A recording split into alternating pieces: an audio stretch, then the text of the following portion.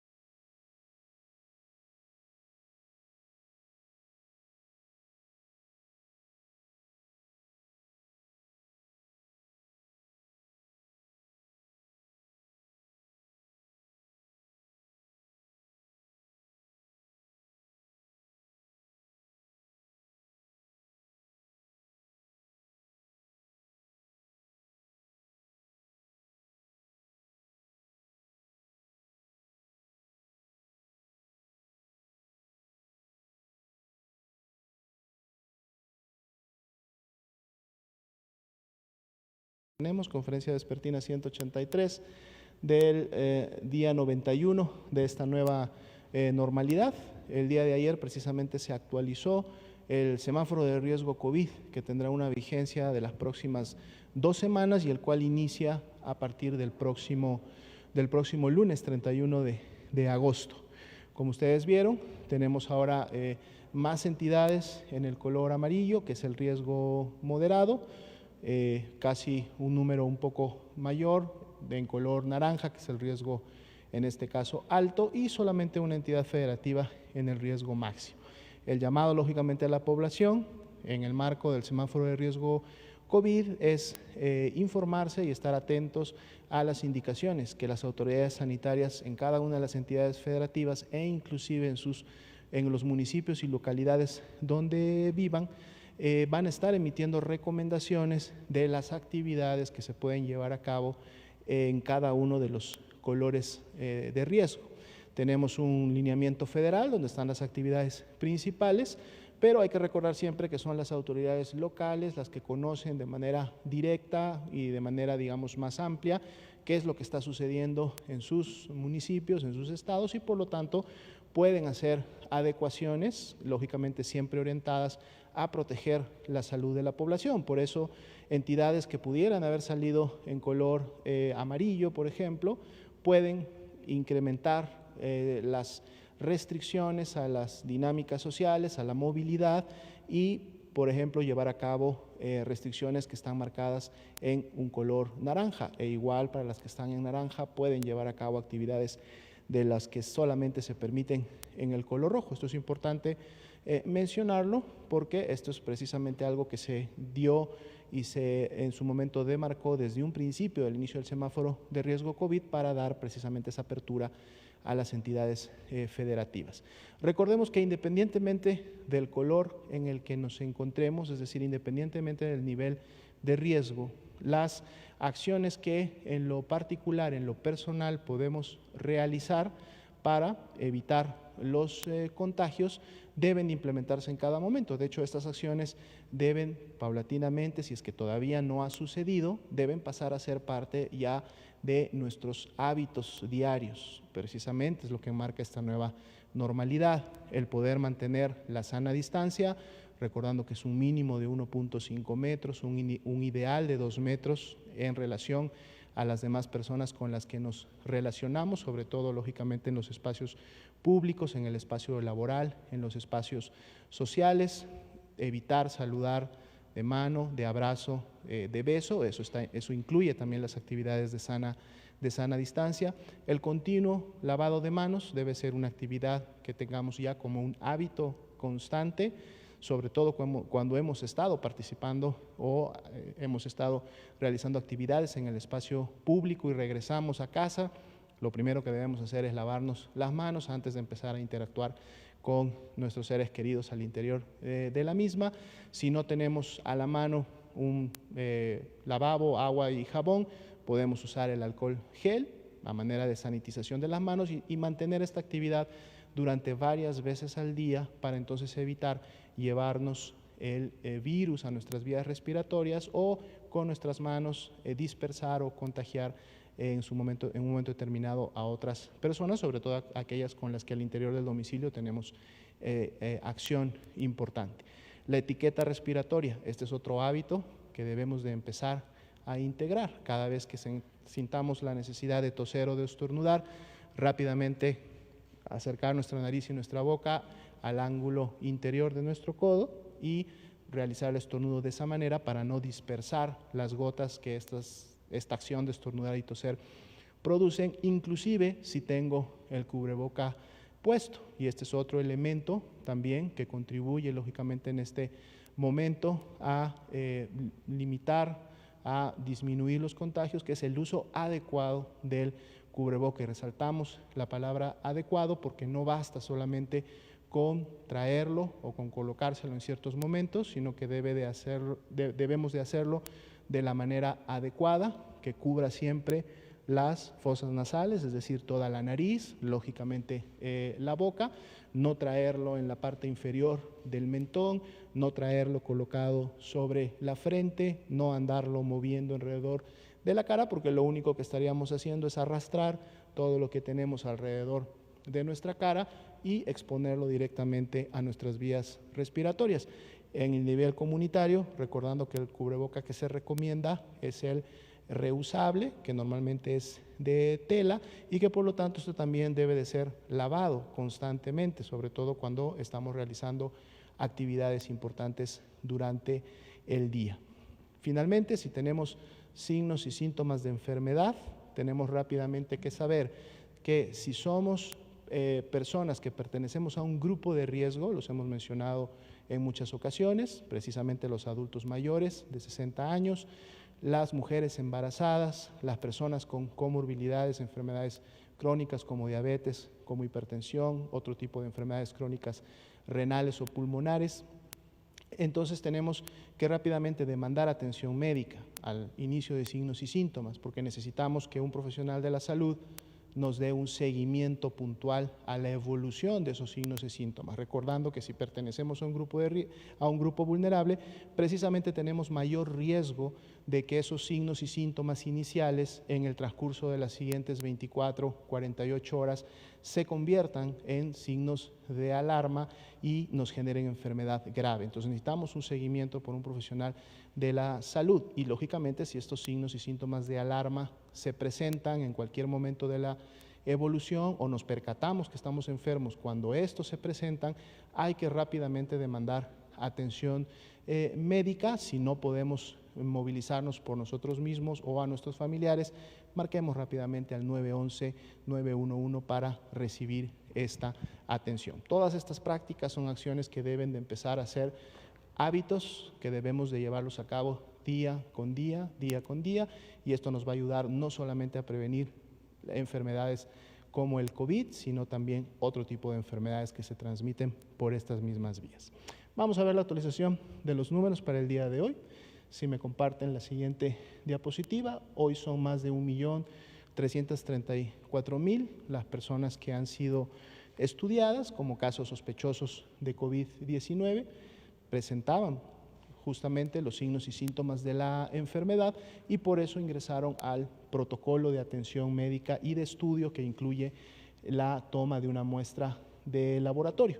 Por eso, de este gran total, y dado que tenían una prueba de laboratorio, 658.309 ya dieron negativo a esta prueba, es decir, no se encontró virus SARS-CoV-2 en sus vías respiratorias en la muestra, pero también 591.712 fueron confirmadas, son nuestros casos acumulados de COVID-19 hasta el momento, encontrando también dentro de este grupo 63.819 personas que lamentablemente han perdido la vida a causa de las complicaciones de la enfermedad. Podemos ver que estas personas están agrupadas por semana epidemiológica, que es precisamente las barras que vemos en la parte superior y con los colores correspondientes para cada uno de estos grupos. Podemos ver aquí claramente que los casos sospechosos, el total de casos sospechosos en la semana 33, que es la última semana que está graficada, el día de hoy estamos cerrando la semana 35, por lo tanto el día de mañana empezaremos ya a graficar la semana 34 y vamos a ver cuál es la tendencia que en su momento se va a dar, pero por lo pronto vemos que la semana 33 superó a la semana 32, no así a la semana 31, ¿no?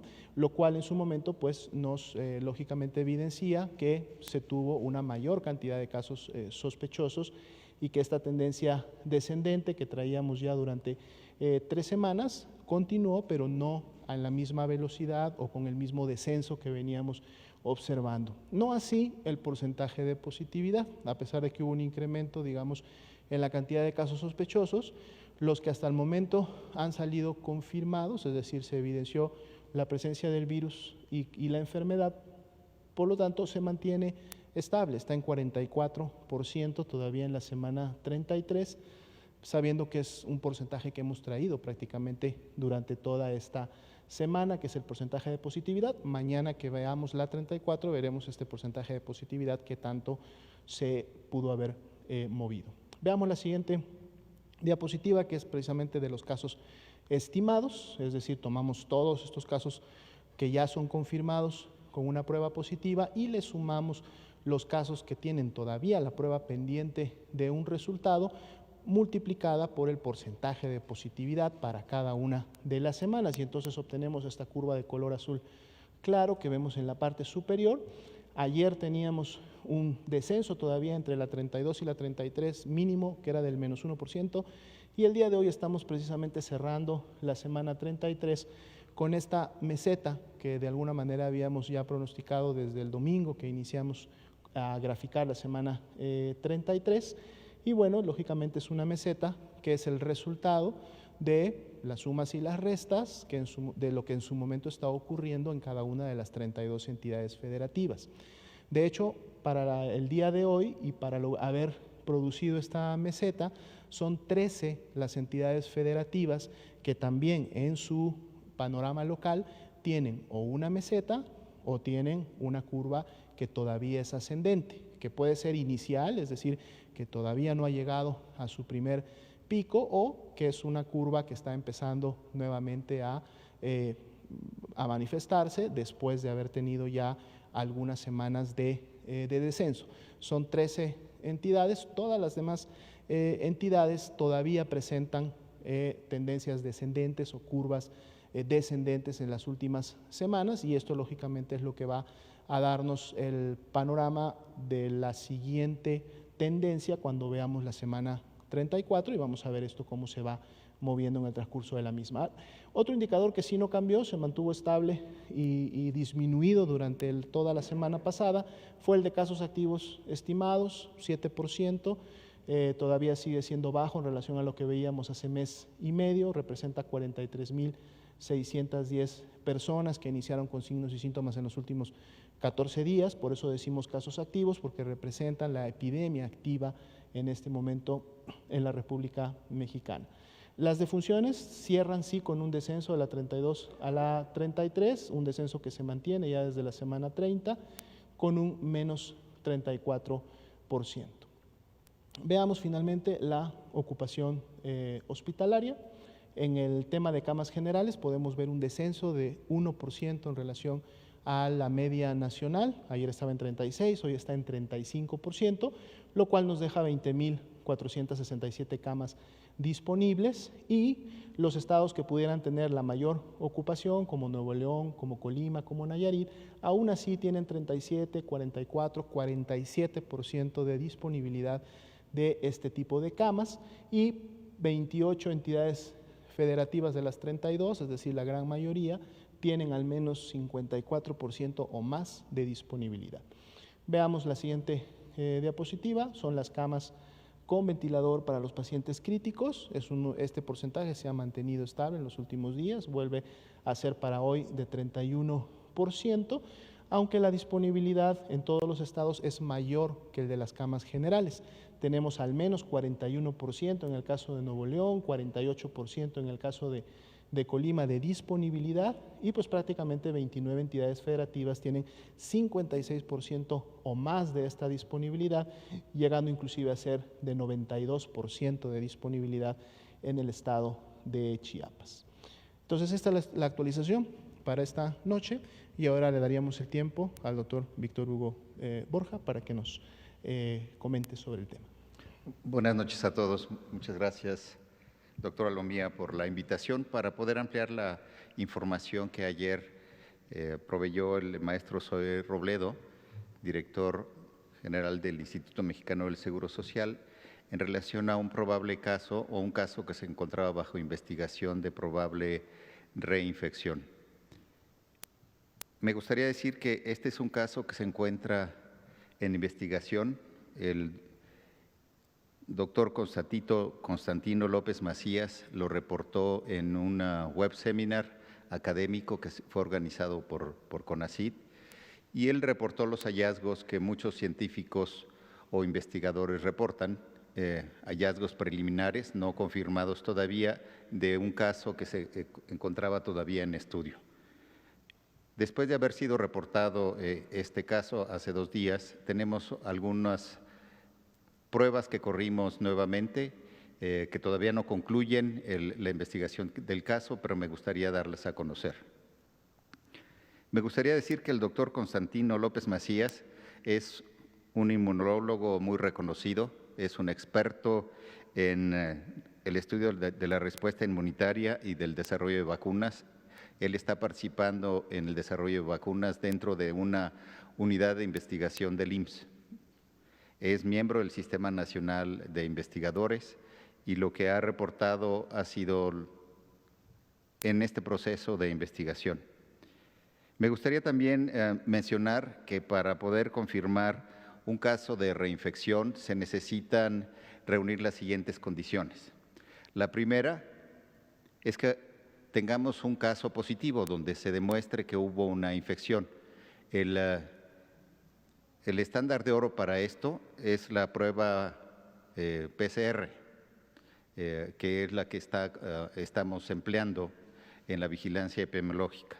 Entonces, ese es el primer paso, para que un paciente tenga una prueba de PCR positiva. La segunda, demostrar que hay una recuperación, y una prueba negativa, también por PCR. demostrar que se recuperó, que ya no tenía circulante el virus y demostrar nuevamente que hubo una otra infección, y para eso se necesita entonces una tercera prueba positiva después del nuevo episodio. Lo que se ha reportado en el caso de Hong Kong también es que los virus deben ser distintos, que no sea el mismo virus que de la primera infección, porque esto, más que una reinfección, demostraría una infección crónica, si el virus es el mismo en el segundo caso. Entonces, lo que se debe hacer es secuenciar el virus, tanto de la del primer episodio como del segundo episodio. Y esto ha sido muy raro que se pueda demostrar. En el caso que estamos comentando, no se han podido demostrar las tres situaciones. Pero también me gustaría, antes de pasar a la secuencia en el calendario de cómo se ha sido estudiado este caso, me gustaría recordarles que la respuesta inmune nos puede proteger después de haber obtenido la infección, nos puede proteger contra una nueva infección. Es decir, si nos volvemos a exponer, que no se replique el virus de nuestro organismo, tener una respuesta inmediata y protegernos contra la infección. El segundo caso es que nos puede proteger la inmunidad que desarrollamos para desarrollar una enfermedad más leve. Es decir, puede haber protección contra la infección y después puede haber infección, pero no enfermedad. Nosotros constantemente estamos expuestos a muchos organismos, pueden ingresar al organismo, pero no desarrollamos la enfermedad. Entonces, la respuesta que podemos desarrollar también nos puede proteger para atacarlo rápidamente, para no desarrollar la enfermedad, aunque haya réplicas de los virus dentro del organismo, o para tener una enfermedad más leve. En muchas de las vacunas también es lo que buscamos, que nos protejan contra la infección, contra el desarrollo de la enfermedad, o que si desarrollamos la enfermedad tengamos una enfermedad más leve.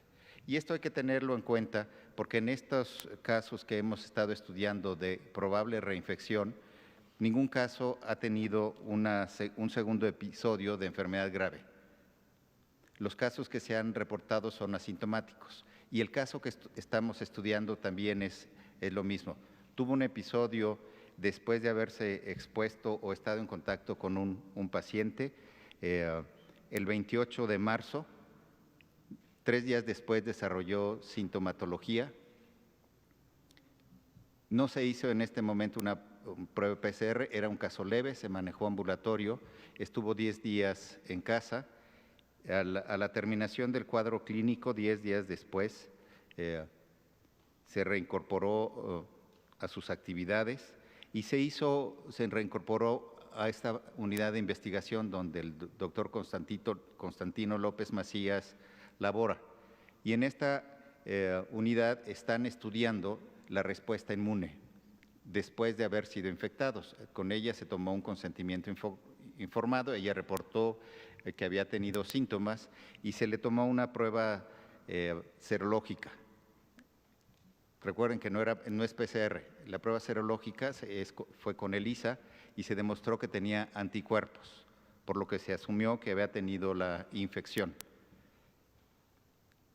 2 días después, el 16 de marzo, se hizo la doctora, que es una residente de medicina interna de 27 años, una segunda prueba fuera de la institución y que resultó negativa.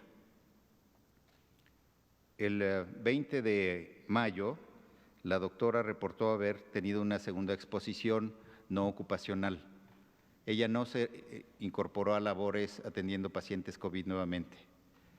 Se expuso entonces, según su reporte, a un caso fuera de la exposición ocupacional y le hicieron una prueba PCR el 22 de mayo que fue positiva.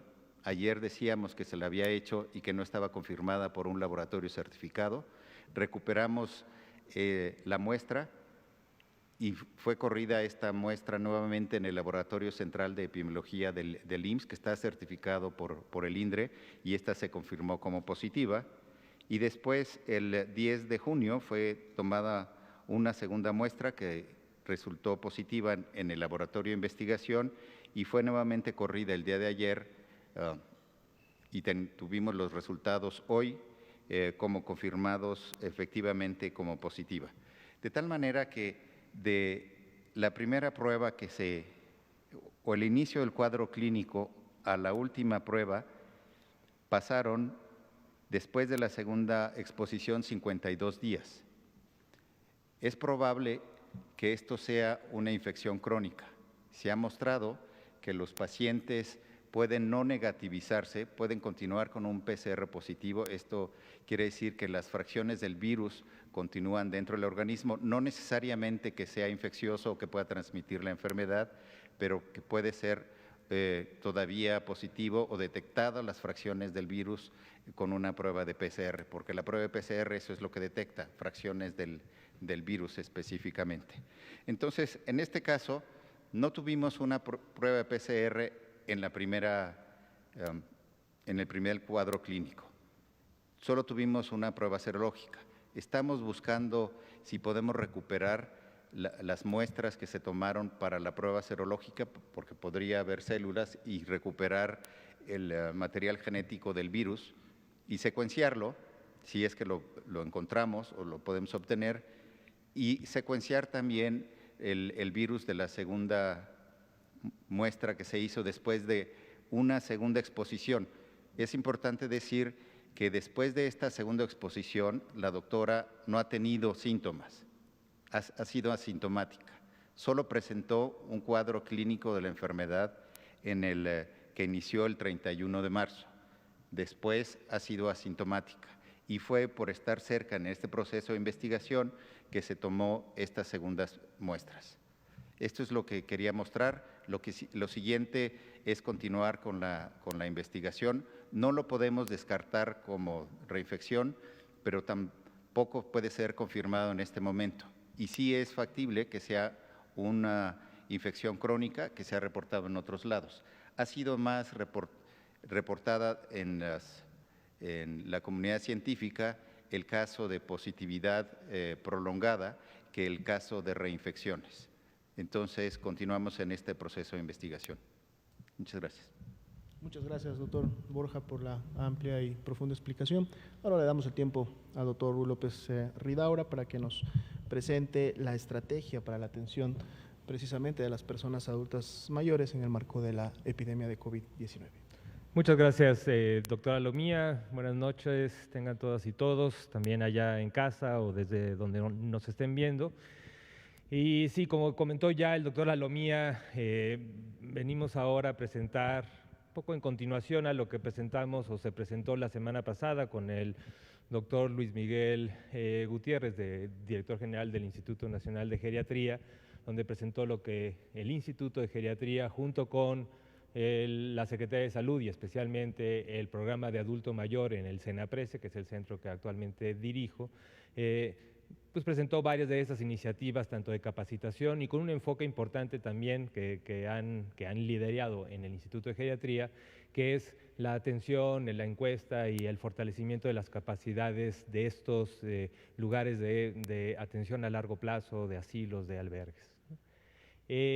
También esto que estamos presentando, y me gustaría así que así lo entiendan tanto los medios de comunicación como en la población, es también continuidad de lo que también tuve el honor de presentar ya hace más semanas, que era el abordaje o que es el abordaje del COVID comunitario, es decir, que es ese abordaje que se presentó también como un acuerdo del Consejo Nacional de Salud con todos los secretarios de salud de todos los estados y que desde ese momento hemos ido arrancando en varios estados con diferentes alternativas, con diferentes formas de trabajar, porque las realidades estatales son heterogéneas. Y de lo que se buscó en esta estrategia, o se está buscando y se está ya operando, es la búsqueda activa de posibles focos dentro de la comunidad, pero especialmente el seguimiento de estos individuos que tienen síntomas o casos sospechosos de COVID y que tienen factores de riesgo que los ponen en mayor riesgo de complicaciones. que son pacientes con enfermedades crónicas, especialmente diabetes, enfermedad cardiovascular, hipertensión, enfermedad pulmonar obstructiva crónica, y un grupo muy claro que es por edad, que son los adultos mayores. Que como también ya lo hemos mencionado, este grupo de enfermedades crónicas y los adultos mayores explican están asociados a casi 3/4 partes de la mortalidad documentada por COVID en los datos que tenemos del sistema de vigilancia. En esa estrategia que se presentó, teníamos varias alternativas y brigadas que están en diferentes modalidades en los estados haciendo este seguimiento estrecho, hablando diariamente a las personas que tienen síntomas y factores de riesgo, y la idea principal es el poder detectar tempranamente las complicaciones para poder, en su caso, si es necesario, hacer una atención o hospitalización más anticipada con mucho mayor capacidad de resolución. Lo que vamos a presentar ahora es una estrategia que acompaña a esta modalidad, tiene un enfoque muy similar, dirigido a adultos mayores, pero principalmente va dirigido a fortalecer la red de apoyo que tienen los adultos mayores. Desde un inicio también se planteó la posibilidad de que los adultos mayores, junto con los pacientes que tuvieran enfermedades crónicas, que también muchos de los adultos mayores también, como también se mostró la semana pasada, también tienen mucho mayor prevalencia de enfermedades crónicas. Este grupo, pues, la recomendación era tratarse de mantenerlo más en casa posible, ¿no? Una vez terminada la jornada de sana distancia y la semaforización en los diferentes estados, siempre se ha mantenido, aún y también en los diferentes colores de semáforos, la posibilidad de que las personas más vulnerables, incluido el grupo de alto riesgo, se mantengan en casa. Se mantengan en casa para disminuir el riesgo de contagio y, por lo tanto, disminuir el riesgo de complicaciones, de gravedad y, finalmente, de muerte. El problema que puede dar esto es que también, y especialmente en adultos mayores, es la posibilidad de tener un problema de aislamiento también, un aislamiento de su familia, de sus redes sociales, y eso es lo que no podemos permitir, ¿no? Esto sería mucho peor, tendría una consecuencia aún mucho peor para los adultos mayores, el aislarlos de su red familiar, de su red de apoyo, de sus amigos, y también se ha visto y se ha documentado la posibilidad también de desarrollar cuadros depresivos importantes en esta población secundario por este aislamiento. Entonces, esta estrategia que busca precisamente el reforzar, está dirigida principalmente a fortalecer estas redes de apoyo, principalmente familiares, pero también amigos, y lo que busca es, una vez activada esta red social, el reducir el riesgo de contagio, el reducir el riesgo de complicaciones, pero principalmente también, que eso es una parte importante de esta estrategia, es apoyar el bienestar de la persona adulta mayor, ¿no? Mantener una persona aislada, pues también requiere mayor apoyo para abastecerse de alimentos, requiere mayor apoyo para tener interacción social con sus familiares. Y eso es lo que estamos echando a andar con esta nueva estrategia. La siguiente. Una vez con estos objetivos, nada más para reforzar, el tratar de revertir la ruta observada que se veía, el adulto mayor tiene más riesgo de complicarse, por lo tanto es de mayor carga hospitalaria y por lo tanto de mayor complicaciones, gravedad y mortalidad. Con esta activación de la red social, lo que se está tratando de mantener es menor riesgo de complicaciones, menor riesgo de contagio y una atención médica mucho más oportuna. La siguiente. ¿Cómo hemos planteado la estrategia? La estrategia tiene tres componentes muy importantes. Un componente que estamos arrancando prácticamente hoy con este anuncio, que es motivar para que estas redes sociales que el mismo adulto mayor o los familiares identifican, entiendan que esta es una estrategia que puede ayudar a esta red familiar a tener muchas más capacidades para poder dar el seguimiento y el bienestar que requiere una persona adulta mayor. Por eso, una vez que estén motivados, estamos ofreciendo un curso de capacitación que ahorita voy a describir, Y una vez que tengamos a estas redes activadas, capacitadas, podemos tener la oportunidad de tener el monitoreo, el vínculo de estas redes ahora sí con el esfuerzo institucional, que es la estrategia que presentamos, el poder tener acceso telefónico, acercarse a las redes de servicios de salud para poder tener el monitoreo del síntoma y el monitoreo temprano de la posible complicación con mucho apoyo a distancia. La siguiente. En este gráfico, un poco lo que queremos presentar es que, aunque tiene ahora la justificación específica en el marco del COVID o de la COVID, es importante entender que la estrategia también busca el poder apoyar o el activar la red social del adulto mayor con 4 componentes muy importantes. Una parte de un apoyo instrumental. Muchos de las personas adultos mayores requieren un apoyo instrumental para hacerse de víveres, para tener limpieza en su hogar, también tener acceso económico y acceso a recursos. El otro es el apoyo afectivo, que es muy importante, y este es el que no hay que olvidar. Este es el que no hay que olvidar, y esta red social también va a estar con mensajes continuos hacia esta red para tener esto muy en cuenta, que el adulto mayor requiere, tiene derecho a tener una compañía, diálogo, y muchos otros componentes de este apoyo afectivo. El otro es el apoyo del reconocimiento, que esto también es clave dentro del abordaje general también que se ha tenido institucionalmente en el adulto mayor como un sujeto de derechos para recibir, de derechos para tener bienestar.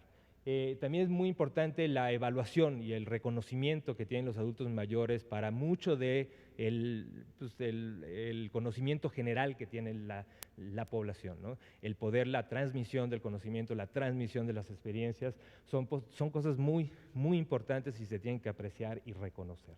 Y el otro es el apoyo informacional, el poder tener al adulto mayor, que también a veces con mucha discapacidad, puede tener discapacidad visual, discapacidad auditiva, pero requiere de estar informado, requiere conocer cuál es la realidad y por eso también estos de los componentes que queremos activar. La siguiente. Los pasos en los que estamos empezando una campaña de comunicación para poder ir activando a estas redes, a estos voluntarios para que se puedan capacitar. La idea es que se puedan inscribir, y ahorita voy a platicar del curso, para recibir una capacitación formal en todos los módulos que he planteado, en los 4 módulos principalmente. Después estamos desarrollando una estrategia mucho de monitoreo a distancia y de vinculación con la capacidad institucional para darle respuesta, hasta que tenga fin de la contingencia y que podamos ya sea o seguir aprovechando esta red para muchos otros componentes que requerimos o disminuir su necesidad. La siguiente, por favor. Este es un algoritmo, no pretendo que lo sigan, pero un poco la idea es que una vez que se empiece la campaña, podamos identificar a estos apoyos voluntarios, familiares, que si deciden participar entrarán a un sistema de monitoreo, que tenemos también una plataforma, está desarrollando una plataforma para este monitoreo y acompañamiento, y entrarán al proceso de capacitación de estos cuidadores designados. Y después entramos a este circuito en que en la rutina de apoyo del adulto mayor sí se presentan los casos o síntomas o cualquier otro síntoma de depresión o de otro componente importante de su bienestar pueda requerir apoyo. La persona encargada del apoyo, la que está capacitada, va a poder tener las herramientas para discernir si se requiere o no una atención profesional. Y si requiere otra atención profesional, estamos desarrollando el vínculo para atender de manera profesional este impacto que pueda tener en su bienestar. Si no requiere, va a seguir atendiendo, monitoreando, gracias a esta red de apoyo, en el que se puede resolver el problema. Si sigue con la contingencia, puede volver a presentar alguno de los otros problemas y esta red tendrá la capacidad, es lo que estamos buscando para su solución. La siguiente. También estamos desarrollando, junto con el Centro de la Complejidad de la UNAM, nos está apoyando en una plataforma que nos va a servir tanto para el monitoreo, pero también para la evaluación, y hemos desarrollado una serie de indicadores en la que estamos interesados también en entender la cobertura, ¿no? ¿Qué tanto llegamos, ¿no?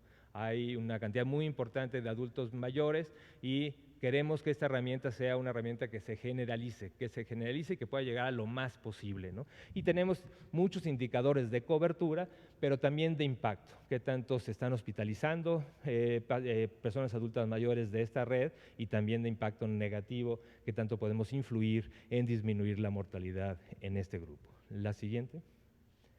Los componentes de esta comunicación en la que estamos arrancando: vamos a utilizar medios digitales, redes sociales, páginas web, anuncios, buscadores. Va a estar muy dirigido a identificar el voluntario que va a ser el que se va a capacitar. Estamos pensando que una parte muy importante va a ser familia, nietos, hijos, pero también puede ser la red de amistad del adulto mayor. Tiene ajuste a diversas situaciones y heterogeneidad, la heterogeneidad que tenemos en México en estratos sociales y geográficos, y trata de optimizar esta dinámica para lograr la participación que se desea, ¿no?, en este componente. La siguiente, por favor. Para el curso hemos trabajado también con el IMSS, específicamente en la plataforma, que también vino el doctor Mauricio Hernández hace algunos días a presentar la plataforma CLIMS, que tiene muchos componentes. Uno de los componentes son los módulos de capacitación que tenemos. Hemos junto con ellos desarrollado, ya ahorita están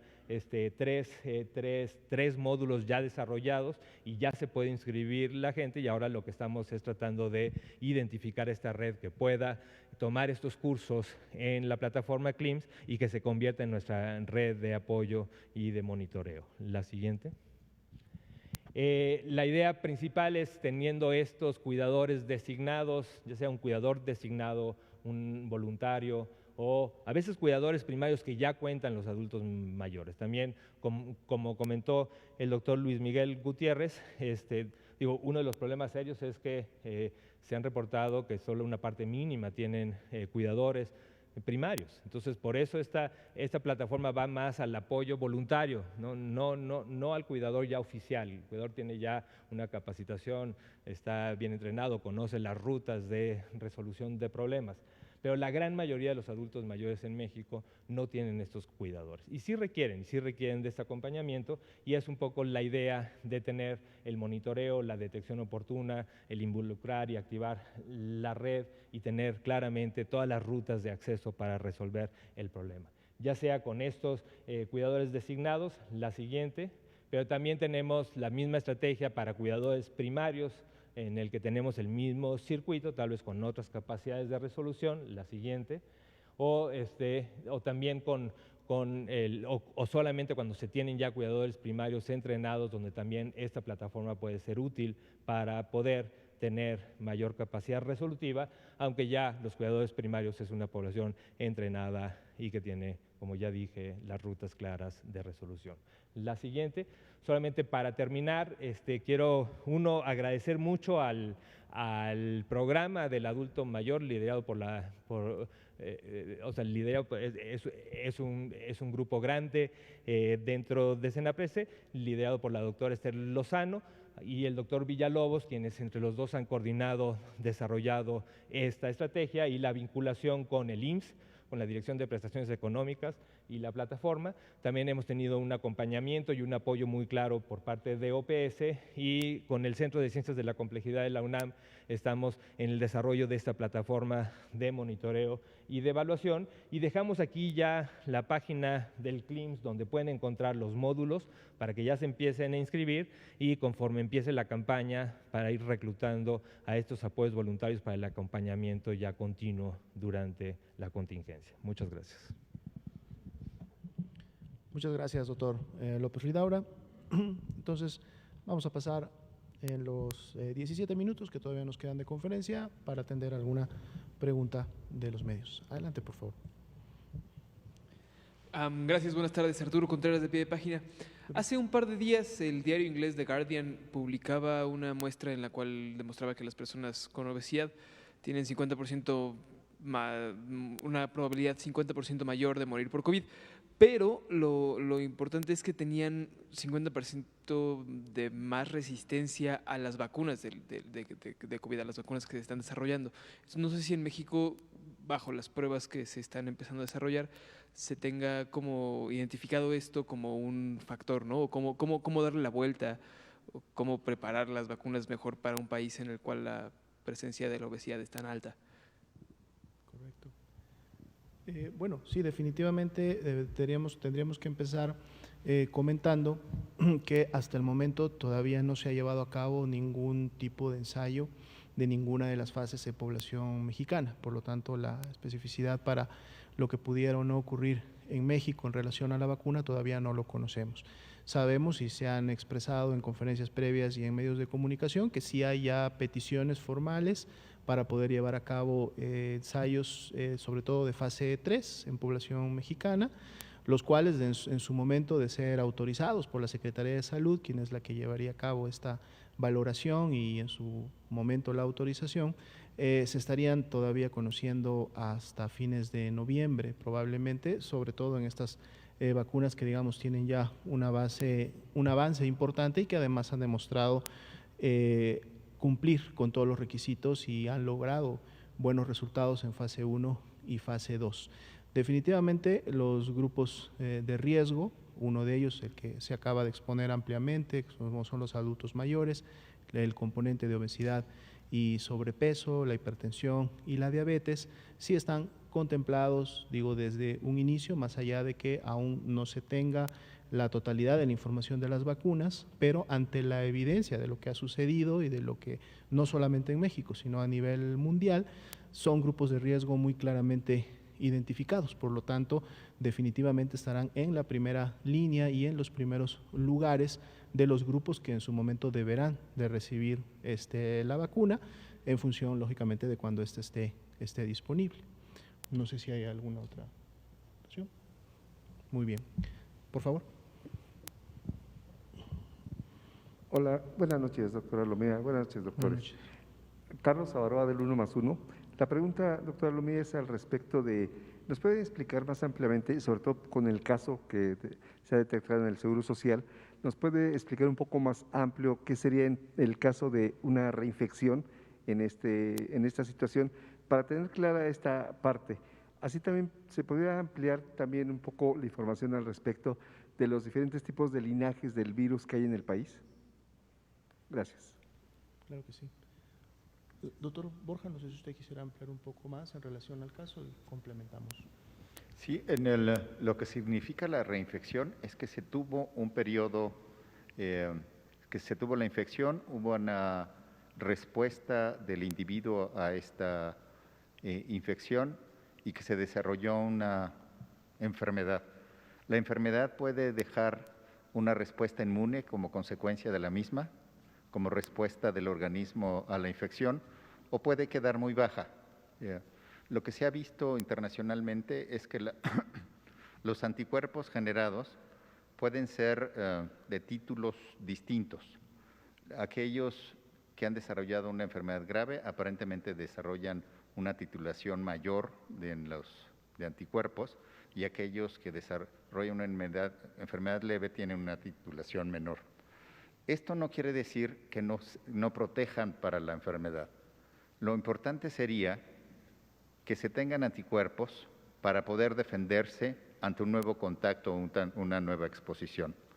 Y esto no se ha demostrado que hayan estas reinfecciones en la mayoría de los casos, porque sí puede haber casos atípicos ante millones de infecciones, que es lo que se ha reportado, pero la mayor parte de los individuos, lo que se ha reportado hasta ahora, que lo que sabemos, es que sí desarrollan anticuerpos que protegen contra la enfermedad en el periodo que hemos seguido a los individuos. Esta es una enfermedad nueva, no tiene más de 8 meses, y las cohortes que se han seguido en todos los países son por periodos cortos todavía. Entonces, no podemos decir que no haya una protección con anticuerpos más allá de los 6 meses, porque no se han seguido más allá de 6 meses. Entonces, es información que se va desarrollando conforme pasa el tiempo en el transcurso de la pandemia. Gracias. Solamente complementando, efectivamente, creo que todos hemos notado que en estos últimos días, prácticamente en la última semana, es cuando han empezado a salir este tipo de publicaciones que además están ya sustentadas en evidencia de las muestras que se han tomado, de la genotipificación de los virus, es decir, poder conocer realmente a qué linajes y qué clados pertenecen y entonces poder empezar a hacer este tipo de hipótesis basadas en evidencia.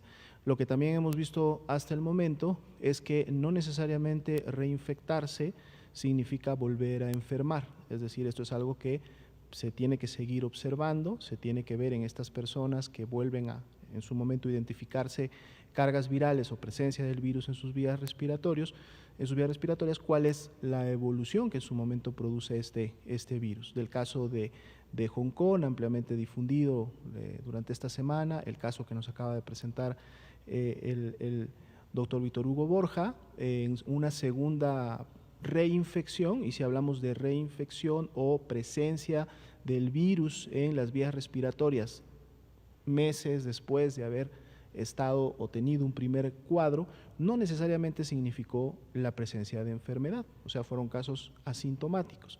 Entonces, esto podría generar, lo habíamos comentado, justo esta hipótesis de hasta dónde una primera infección puede generar anticuerpos con la suficiente capacidad de proteger a la persona contra segundas infecciones, pero más allá de que lo haga, por cuánto tiempo pueden mantenerse estos anticuerpos activos y realizar esta protección. Y esto además va de la mano de la respuesta inmunológica de cada individuo, porque cada uno de nosotros respondemos de manera diferente en relación a cómo se encuentra nuestro sistema inmunológico en el momento en que somos infectados, y esta respuesta puede ser pobre o no suficiente y por lo tanto generar la enfermedad, o puede ser una respuesta fuerte, una respuesta potente que en su momento inclusive evite la presencia de signos y síntomas. Entonces vamos a estar sí muy atentos a lo que vaya saliendo en las siguientes semanas para poder tener toda la evidencia necesaria que en su momento nos permita conocer y continuar conociendo con mayor presencia este virus.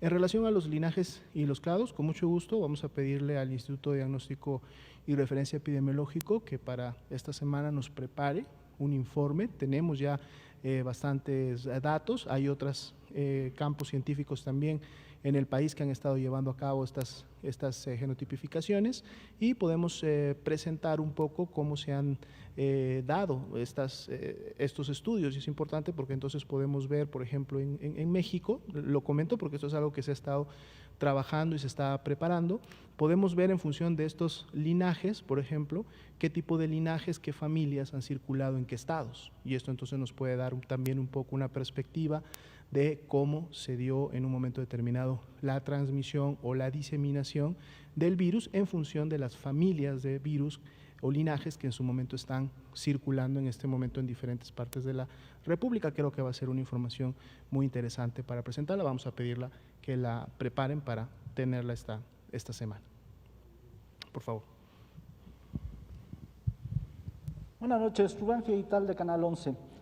Sobre lo que dijo el canciller Marcelo Ebrard en la conferencia del martes respecto a la vacuna rusa que estaría próxima a llegar en los próximos días, ¿ya tienen definido cómo va a ser el tema de la selección de los voluntarios y las fechas específicas para la aplicación de esta vacuna? Gracias. En este momento aún no. De hecho, precisamente el grupo técnico de expertos se encuentra trabajando, no específicamente para el tema de la vacuna rusa, ya tiene más de 2, casi 3 semanas que se integró y que se están reuniendo en mesas de trabajo precisamente para definir cuáles son los criterios que en su momento van a aplicar, que en este caso lógicamente serán requisitos que en su momento estas empresas farmacéuticas o consorcios tendrán que cumplir para poder llevar a cabo las fases 3, por ejemplo, de ensayos de este tipo de vacunas. En el momento en que se tenga esta definición, con mucho gusto la compartiremos en este mismo espacio, pero dado que esta todavía está en proceso de integrarse, aún no tenemos esa especificidad, pero de seguro estará lista para cuando sea necesario. No es específica, reitero, para la vacuna, en este caso de Rusia, sino más bien para todas aquellas vacunas que en su momento requieran o deseen hacer ensayos aquí en México. Gracias. Bien, si no tenemos entonces alguna otra solicitud de pregunta, agradecemos la presencia del doctor Ruy López Ridaura, doctor Víctor Hugo Borja, la presencia de todos ustedes. Esperemos que pues puedan seguir teniendo ahí en casa un buen fin de semana. Nos estaríamos viendo el día de mañana a las 7 para continuar actualizando la información de COVID-19 en México. Muchas gracias, muy buenas noches.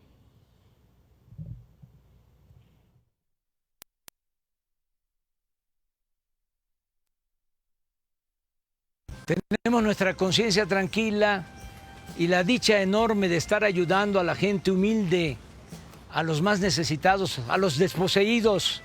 Los conservadores sostienen de que estamos llevando al país al comunismo. El Papa Francisco ha dicho que ayudar a los pobres no es comunismo, es el centro del Evangelio.